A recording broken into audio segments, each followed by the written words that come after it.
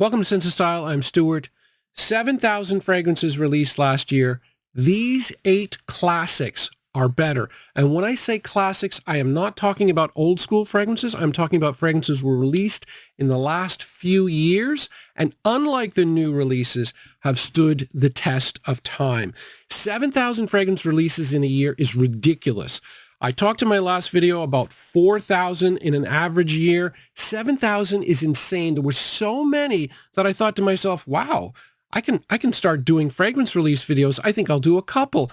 At the end of the year, I had done over 60. And the one thing that I learned is the vast majority of these releases are totally forgettable. You're going to get your bombs like Eau Forte and YSL Elixir, but the dangerous ones are ones like, for me anyway, Encre Indigo by Lalique. It's a house I love, it's a style I love, and the price was right.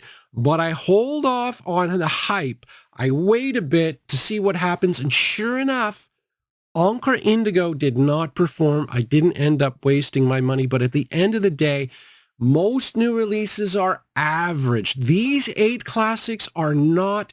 These are the ones you should be spending your money on.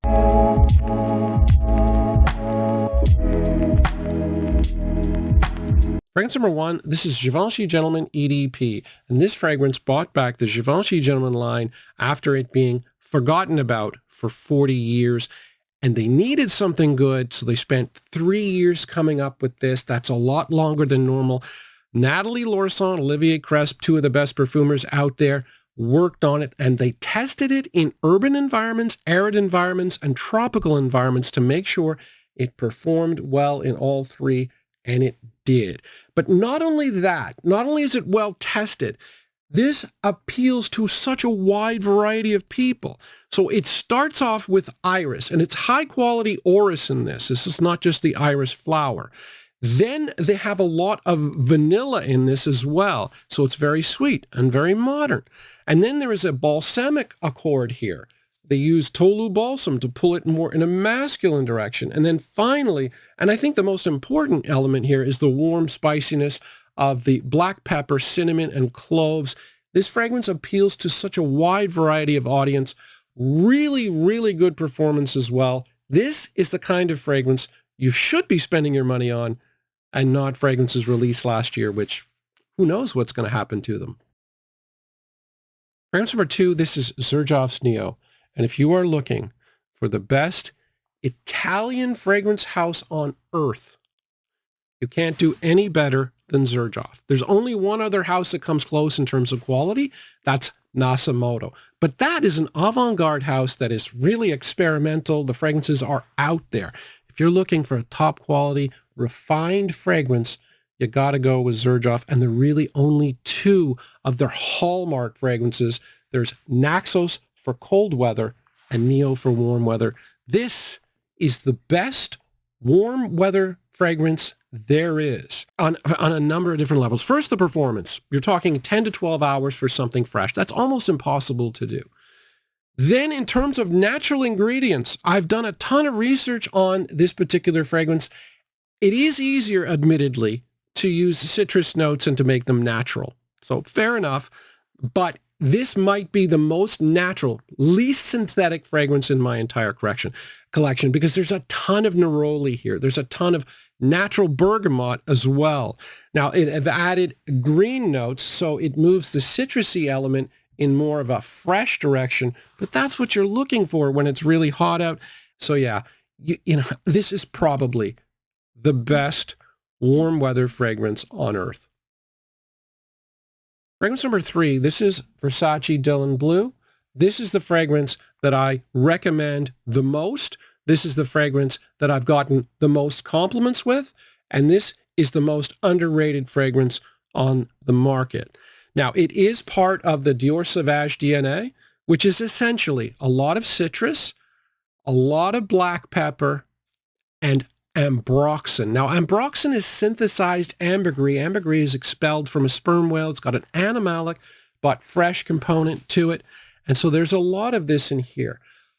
But this is not exactly like Sauvage. It doesn't have quite the freshness of Sauvage. It doesn't have quite the same amount of black pepper, but the magic in this is in the dry down, because unlike Sauvage, this has musk in the base. So when this dries down, it's got a real animalic component to it. And that explains the insanity of the women that I used to work with in behaving towards me. It was unbelievable. I'm sorry, but aside from my own personal experience, a lot of people agree the animalic quality of the dry down here does weird things to women. It's got really good performance on top of that in like basically 6 hours. The price, I mean, it's unbelievably good price. The most underrated fragrance in Fragcom. Fragrance number 4, Terre d'Hermès. And terre is a French word that means earth. And this is an extremely earthy fragrance that a lot of people aren't used to. And when I tried this for the very first time, I knew it was popular, and I tried it, and I thought, what is going... This is disgusting. I hated it, and really didn't try it much for the first 2 years. But once you figure this out, once you understand the earthy, almost animalic appeal of this fragrance, there are no substitutes. And this is definitely the earthiest of all the Terre d'Hermès fragrances, including all the popular flankers. So the earthiness here comes from the vetiver. Vetiver is a grass, and it can be done in an earthy way or a clean way. This is done in an earthy way. And then you've got flint, which is a rock, and it's earthy and mineral. So you got the rock and the grass, very earthy. It brings that bright orange, normally a bright orange note. It makes it sort of dulls it down a bit. That's why people say it smells kind of like a burnt or dirty orange feel. Now, once I did figure it out, I always said it was really good, but I never went to town on it because I knew that there were a couple of flankers, especially Eau Givray, which were really important. Now I've tried all the flankers. I got Eau Givray in the fall. And while I love that, it's really nice, it is nowhere near as earthy as this. And I think a lot of the flankers don't live up to the original. Factor in the earthiness, the creativity of this with the crazy performance, a 12-hour performance, at least that's what I get. Really, this is the best, I believe, in the Terre d'Hermès line. It just might take you a little longer to figure it out than the others. Fragrance number 5, this is Givenchy Gentleman Only.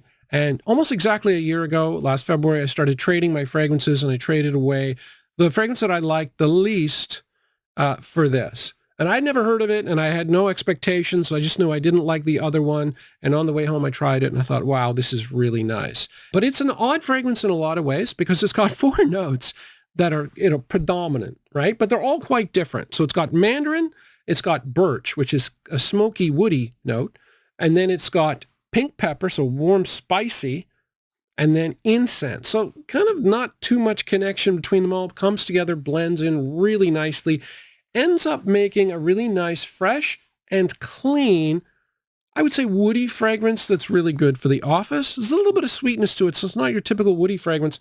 Great for the office, great for summer. It is more mature, definitely, than a lot of other fragrances. It does lean that way. But it's not a 4-foot projector. It is more of a 2-foot projector, but it lasts a long time. I would get 6 hours of, 2-foot projection, so it would be fantastic at work. And yeah, nice surprise last year. Fragrance number 6, this is Detour Noir by Haramain. And this was one of the very first in the sort of, I'll call it the new wave of Middle Eastern fragrances, ones that performed really, really well, were high quality, and were reasonably priced. This was one of the first, and quite frankly, after hundreds, if not thousands of Middle Eastern releases, I really think this is top 5. And that's mainly because this is cloning Leighton. The 35 and under demographic, Leighton is the number 1, the most popular fragrance out there. I polled a lot, I read a lot. Leighton is their style.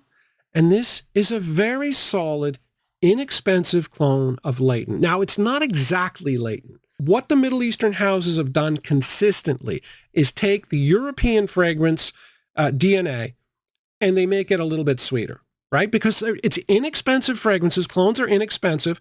They know the younger people like sweeter fragrances, so they make everything a little bit sweeter. So this is a sweeter version of Layton, but it's still plenty Layton, right? You still pick up the three floral notes, the fresh florals in the mid.